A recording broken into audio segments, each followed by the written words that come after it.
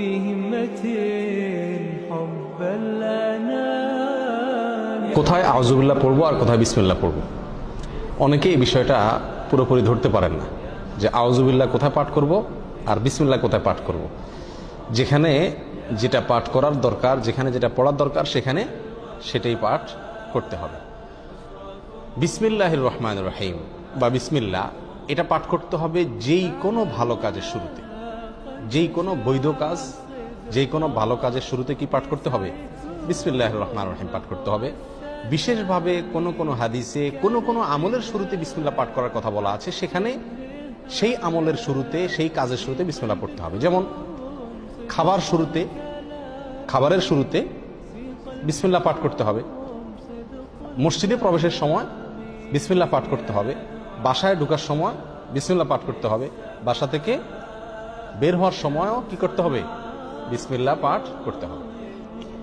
এ হলো বিসমিল্লাহর বিষয়। আর আউযুবিল্লাহ, এটা বিশেষভাবে পাঠ করতে হয় কোরআন কারীম তেলাওয়াতের শুরুতে। কোরআন কারীম তেলাওয়াতের শুরুতে। আর কোরআন কারীম তেলাওয়াতের শুরুতে আউযুবিল্লাহ বিসমিল্লাহ উভয়টা পাঠ করব, নাকি শুধু আউযুবিল্লাহ পাঠ করব, নাকি শুধু বিসমিল্লাহ পাঠ করব, নাকি এক এক জায়গায় পাঠ করব? অনেকগুলো প্রশ্ন আসে কি আসে না?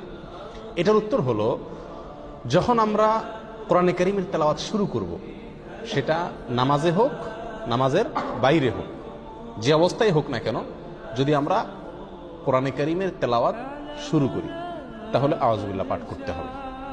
আউযুবিল্লাহ পাঠ করতে হবে। অনেক উলামায়ে কেরামের মতে ওয়াজিব, অনেক উলামায়ে কেরামের মতে সুন্নাত। আল্লাহ সুবহানাহু ওয়া তাআলা সূরা নাহলের 98 নম্বর আয়াতে ইরশাদ করেছেন, ফাইদা ক্রাআতাল কুরআনা ফাস্তাইজ বিল্লাহি মিনাশ শাইতানির রাজীম।